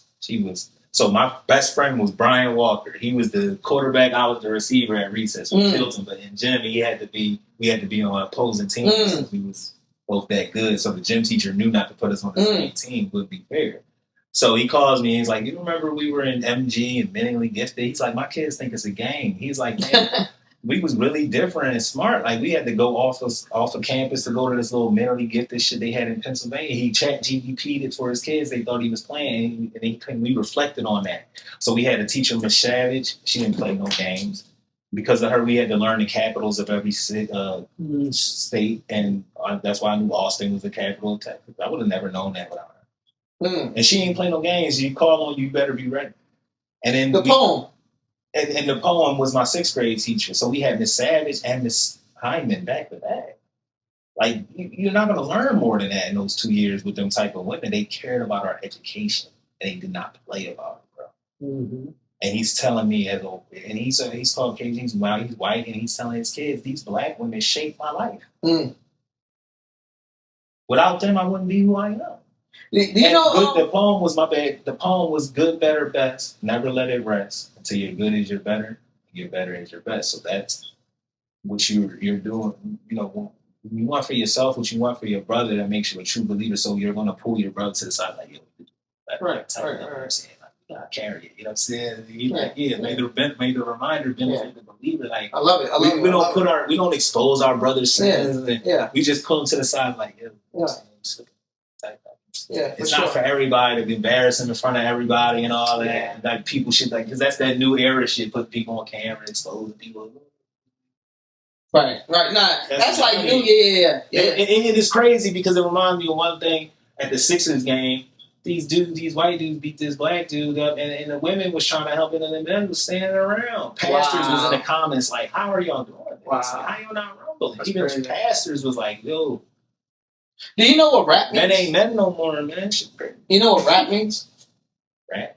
The acronym for rap. R.A.P. R.I.P. Rap. No. Do you know? Lou, do you know? No. I learned this in middle school from my teacher.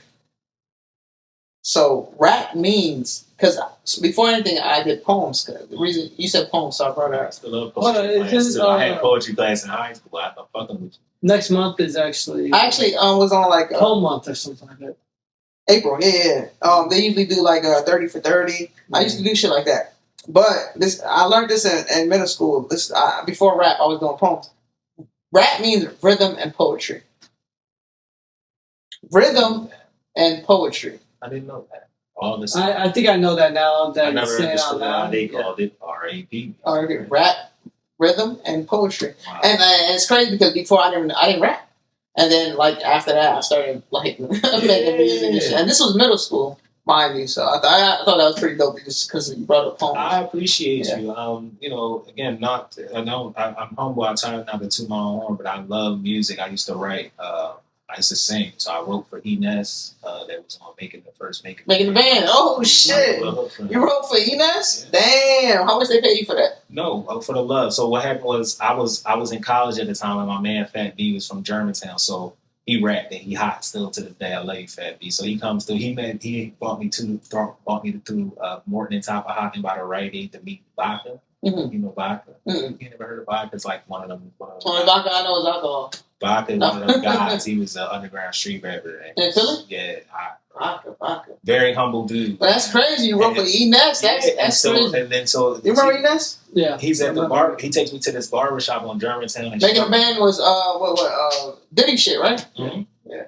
He takes me to this barbershop on Germantown and shout out to Fro. Fro has a studio on top of the barbershop. So Fro's cutting my hair. So he's like, B said you could sing. I'm like, yeah, I'll do my thing. So he's like, all right, bring him say sing you that. I'm like, all right. We go up there, Miss Jade, they was signed to B Club, Timberland, she was in there. Slaughter Rico, another underground hot-ass rapper out of North Philly, and then Nuts, and they all in me smoking by. All right, let's hear something. So I started writing to the track, and then he had put a Gunline mixtape out at the time, and that's when he was under Diddy. And he used the hook, because we didn't have the time to really lay it. Hook you made? Yeah, and he used the hook. But I've seen him in person after that, and it was all love. I ain't care. Like, he just rapped the hook instead of but I sang it. You know what I'm saying? Right. So he made it part of his rap. Mm-hmm. Gotcha. Yeah, shout out to Nuts, man. All love. Man, that's dope, man. That's dope. Every time I see him, that's a little part of history, right? He never fronted and act like he ain't knew me. He was always like respect and love. You know what I'm saying? So yeah, why not for the culture? And so I'm at college. When I was in college, we smoking with my man on a party night, we vibing or whatever. We listening to that mixtape, and I'm like, yo, that's the hook I wrote for Nuts. Like, wow, that's 6 degrees of separation because he was with Diddy at the time. So I would love to get back in there. I like to write hooks, you know what I'm saying? That's my shit. So when I hear the beat, I just kind of go and be inspired. So you wasn't even like pushing the issue or like trying to get out there back in there? Well, honestly, it's funny. I was talking to my sister, and we kind of like, she was just telling me like, yo, ever since you was 17, it's been me and you. My aunt, her mom passed away. She's like, sorry to hear that. So she was like, my aunt used to, on her deathbed, she was like, somebody look after my kid, my daughter, and my grandkids. I never thought of it, but it was God's plan, right? Wow. And we were close. So at that time, when we had the most popular house on the block, everybody would come through, sit on the steps, smoke by, pop a bottle, listen to music. Used to be always, she would be cooking. Like my grandma always would cook and feed people. It was just a good love. We had I was play football with the kids on the block. It was love on my block. And so, Yeah. Yeah, they all sound like love. I don't know if you heard it. Sound like some gunshots just went around. Big bands, big facts, no sleep, no leg. Big dreams, big bags. I'ma get it. Big bands, big facts, no sleep. When I was locked up, he said, my old head said, if they hate to see you smile, man. So if you ain't got no haters, you ain't popping. So it's Right. a good thing that it even Future said, hate is love backwards. You know what I'm saying? Sometimes people don't know how to just be like, hey, you doing your thing. Hey, you doing nice. Give you a compliment. Right. But hate is love backwards because sometimes people hate what they can't understand, right?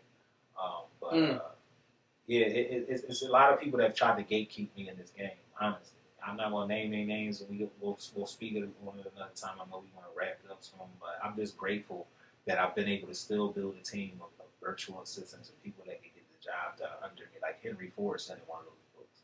He says, they asked him a question at a law proceeding, and he was like, no, I don't know the answer, but I can push a button. I got somebody on paper that can answer it for me that I pay. And Henry Ford, that same guy that said "As You Think It," right? He was in that book. Yeah, he He cited said book. "As You Think It," right? No, that somebody else wrote "As a Man Thinketh." No. The quote is "As You Think It." Yeah, Look that up on the internet. But Henry Ford was, of course, he started a Ford Motor Company. Yeah, I'm pretty sure. I think he's the man that said so. Like back to manifestation. Mm-hmm. I'm pretty sure. Yeah, it's a book called. No, it is a book called that, but I believe I might be wrong because I might have been saying this wrong my whole life. But I'm pretty sure Henry Ford made the quote as a man thinketh. Like so, as a man thinketh is what he is. You know, if you say, oh, I am this, I am that, right. Then that's You're you creating reality. Right, that's very true. Fucking. It gives us a power and a control at that point. That mindset, like, hey, either if you think you can't, then you're right. But if you think you can, you're right too. So which one are you gonna choose? You gonna believe in yourself? Henry Ford said that, right? I struggle with that a lot too. Am I tripping? Did he say that? I struggle with believing in myself. And so when people come and be like, hey, we see you grind and you're a Tradeline king, and they call me that and they love me and they appreciate what I do, you know, what I'm able to do. Right. When some people that are supposed to be my friends or close to me are not supporting me, it's mind blowing. Like, it is mind blowing. I think we all have that though. Like people that are like that. I mean, like I know. I feel like I'm blessed to be a part of this life a long time, and I've seen my share of people that I know who I got a discernment. Perfect word. Of people that I know genuinely supports me, and people that I know is just trying to, piggyback, and people that I know is just like, all right, fuck this guy. Like, it's levels. Yeah, it's different levels. You gotta put these people in categories, and my flaw was sometimes in my heart so big, like I'll, give my last, or I'll put them on a pedestal, but when the reciprocity doesn't come back, sometimes it's hurtful. But we just gotta, remind ourselves that God's our true sustainer, and that people are human and flawed, and He will let us down. So stop having these expectations of people, right? So expectations. I seen a little piece on that. And just not having expectations. Like, don't have these expectations. Like with me, right? I try to see it as it is. Like I'm still gonna be me. Like and going back to what you said, humble beginnings. Just humble beginnings. I think just based off my life, what I've been through and what I've seen, I know, all right, it can be worse. It can always be worse. In my head, it could always be worse. And when I look at scenarios like that, I'm like, at the end of the day, there's a God, right? And at the end of the day, is like what I'm doing, I'm still gonna do it. Like, so I had someone tell me a while ago, an older guy, and he was telling me, he's like, dude, he's like, what? He's like, bro, you need to start bragging. He's like, you're good, but you're too humble. That's what he told me. My best friend told me the same thing.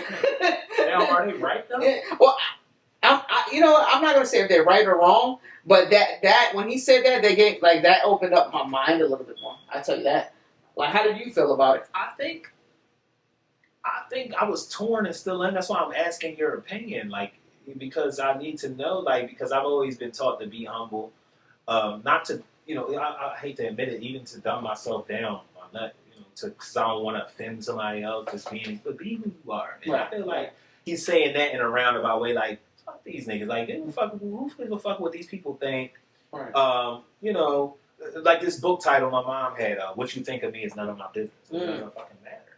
right? What you think of it? You know what I'm saying? And for my family to kind of like, because of generational curses, my family treats me like that. You see, it's like fuck We that. pride It's the that- we family. pride It's in not that. the family you come from. It's the Right. family you build, and we But build it. Look at yourself and your success, the Thrills, and Rico's success, and take some historical figures like Alexander the Great, take Einstein, even take. Thank you for comparing us. Now, I'm not comparing nobody to the number one because I'm the biggest fan of this guy.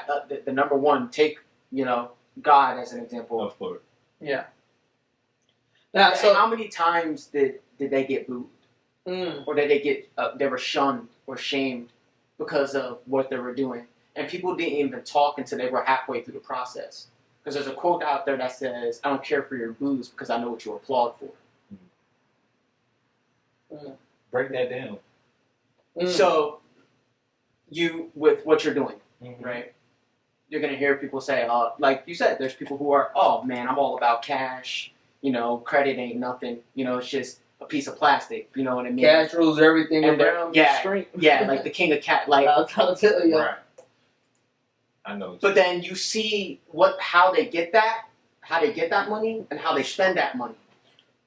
So it's like an oxymoron. Positive energy and negative energy don't go together. Right. And throughout your whole story, it's always comes down to that. It's Just spiritual that. warfare. Exactly. That's what it always comes I down was kind to. of Spiritual warfare, yeah. This morning, like I cried tears of joy knowing that even when I was Christian, I was, it doesn't matter but I'm going to Bible study, and they're like, put on the breastplate of righteousness, okay? Because we're in a battlefield, so that's the breastplate. We gotta stay armed up and protect ourselves from, the devil's vice, the devil's, the things that he has out there. But understand this: when you pray for the rain, you got to deal with the mud too. And the Quran says, surely after hardship comes ease, so expect hardship. So when we we have a death in our family of someone dear to us, we know that God has a plan and we can't question Him, even though we miss that person, right? And we want them to still be here. Y'all both are bringing up great points. So, like, when you pray, right? When you pray, like, I pray that God makes me stronger. I like that. So what's going to happen? You think God is just going to make you strong? You got to overcome something. So God is going to put something in your way Man, so you can become stronger. Like saying on wood, refining it.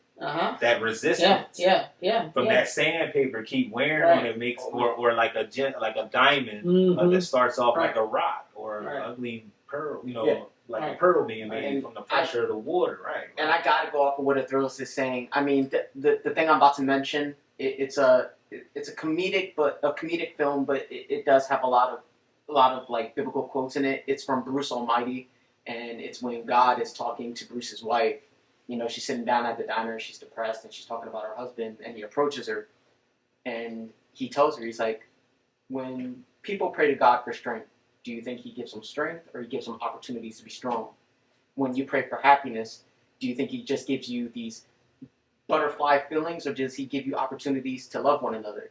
And there's multiple biblical quotes throughout this film. Granted, again, it is a comedic film, but a lot of this stuff applies to real life. And when you watch these films or you read these books as a child, not even as a preteen or as an adult, but as a child, when you watch a lot of this stuff or when you read a lot of these things, you don't fully understand it until you start experiencing it. So when you go back and watch it, you're like, man, that means so much now than it was to me when I was a child.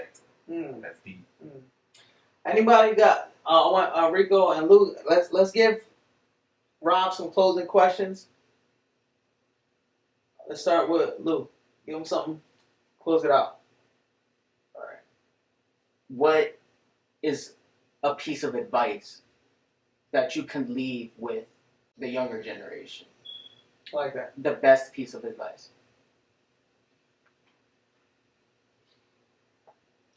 All right. Stay in position. So that means like there's traps out here. So in the Quran it says God, the devil might put traps in your way, like a state trooper waiting on the side of the road. He's waiting for you to speed traps. So be mindful. Like my grandfather, I love him. Grandpa, Robert. Roberto. He self-proclaimed himself Roberto. Smooth as a motherfucker. I got his genes. I love you, grandpa. He used to say, pay attention, Junior. He used to call me Junior. Pay attention, Junior. Pay attention. I'm like, why the fuck does he keep saying this? Like you said, now when you're older, you paying attention. You looking, I see the police 2 miles away. Oh, this person over there doing that, all right, I'm gonna stay away from him. Like, so staying in position is like, all right, if you're on probation, don't fucking give them a dirty urn so they can lock you up. Stay in position. You need to be free, making money, making better decisions. Like, it's chess, not checkers, right? Here in Texas, this is the more of a state that where versus Pennsylvania, where things are, they want to hang the 10 Commandments up back in the schools, like honor your mother and your father. My daughter needs to hear that. She's disrespecting me. It's not okay. Let's tell it like it is. Farrakhan said, I don't care what your parents was or what they did. Respect your parents. Honor your parents. It's in Moses' Revelation. It's in all the books.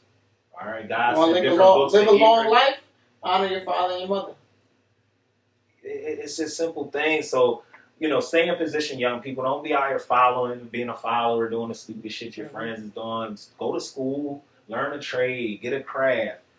Find out what you're passionate about and chase it, because that's the best gift, is doing what you love to do. I love to teach. I love to talk about credit. That's my passion. So I'm able, because of y'all, to talk to people about it, inspire someone else to want to change and do something with their credit, or build their credit, or be better about their money management, or invest their money.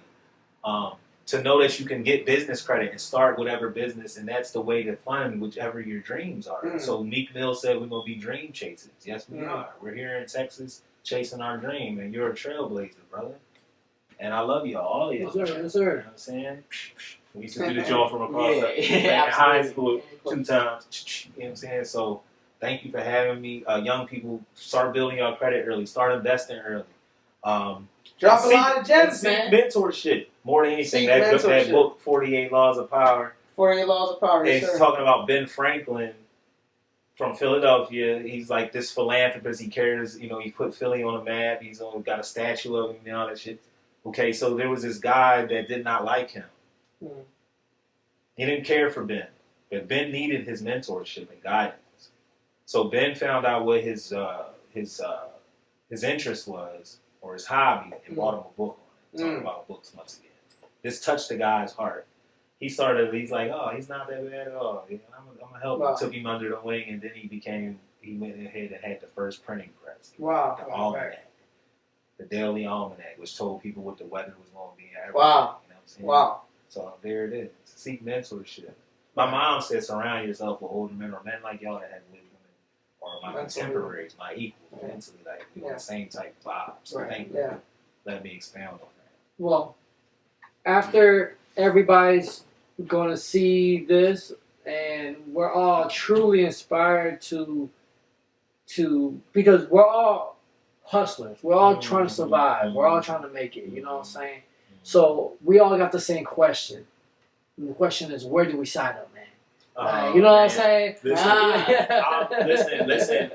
Text the word credit or whatever. Just text 267-530-9472. Again, that's 267-530-9472. I'm Mike gonna open Jones. the book. 612. That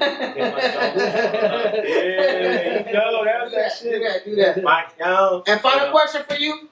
Yeah, hit me up. I'm an open book. Text me. Matter of fact, give me your social medias real quick. Yeah, my social media is O_Fresh Prince of Credit. That's O_Fresh Prince of Credit. Send me a DM or follow. They're restricting my accounts for some weird reasons. Been doing that for a while. I'm gonna start 2 new business pages for my credit repair. Don't worry. But y'all have my direct cell. I give people that ask for my help. When I see people in the street and travel at the gas station, whatever, I give them my number. So if y'all don't call, that's on y'all. Like French Montana said, I can lead you to the water, but I can't make you drink. You know what I'm saying? So it's here. Come drink from the fountain. My dad said you don't need to reinvent the wheel. So that means, why would I try to figure it out on my own? You can see bills. You got it. Copy and paste. The best part about me is I'm not trying to overcharge people like these other fake gurus. I'm talking to y'all. Y'all charging people, y'all preying on people's ignorance because they don't know no better, and you showing them flashy Praying on my things. downfall. You showing flashy things and go yard luggage, and that's not a flex. Assets are a flex. Assets over liabilities. So y'all overcharging y'all charging people $1,000 for trade lines. That's not cool. That's too much money. Y'all overcharging them for credit repair. That's not cool. So just help people. I'm gonna be reasonable with my prices. My trade lines are very reasonable, anywhere from as low as $50 to $150, $200. I'm gonna help you because God gonna bless me the more people I help. We're not hustling backwards. My young boy said back in Philly, if I can't get it to you for the low, what I'm doing it for. Facts. So thank y'all for letting me. Last question tonight. What's your thrill? Man, first of all, there was this dude, real quick, right? You're gonna love this. So my cousin used to mess with this guy. He was a little older back in the day. He was cool as shit. He used to run the bar, manage the bar. His name was Thrills. I said, that's a cool ass fucking nickname, man. I said, hey, that shit. I wish that was my nickname. That's crazy. That's crazy. Oh my God. I never heard nobody else with that name. Real shit. You know, black size OG. I didn't know that. He was born. He had the hoes and all that. Like, he was Thrills. So I was like, damn, I want to be like Thrills when I grow up. So you got the name, bro. So, yeah. Seriously. Hey, I appreciate you, for man. real, man. Real, I appreciate you coming on. real. And so, I appreciate it, man. What's the thrills? My thrill is paying it forward now. Love it. And like, I was at HEB, this little boy, he's 3 years old. He's with his grandma. He's like, I like your rims and tires when you're charged. Like, she's like, he likes your car. And I'm like, oh my God. So I love kids. I'm like, oh my God. What's your name? Up to a little video. What's your name? You sound like him. Oh my God. What's your name, little buddy? Oh my God. I like kids, man. That's how I milk for the kids every time, bro. I love kids. Shit. I used to be a behavioral specialist in the schools, and I love the kids there. I play with them at recess and all that. So we're going to start something for the kids. I love it. I love it, man. But he was like, I love your car. I put a little video with him. He's like, I'm like, what's your name? He's like, Rich. He's 3 years old. So I'm like, tell his mom, I told his grandma, start his credit early. You don't have a car like that when he gets older. So yes, but this is about. Yeah, you shot Lou. This is for the people, man. Yeah. You mix it? Yeah. I see you. Thank you, bro. Hey, shout out to Rob, man. So this is For the Throat Podcast. You know what I'm saying? We in here talking about credit trade lines. Loquito Rico, Luis in the building. Watch out for Freya, Viking Rap 2 on all streaming platforms. We out here, baby. Cheers. So much work for y'all. Elect me to be the dope man serving y'all. You can spend your last 5, it's worth it, y'all.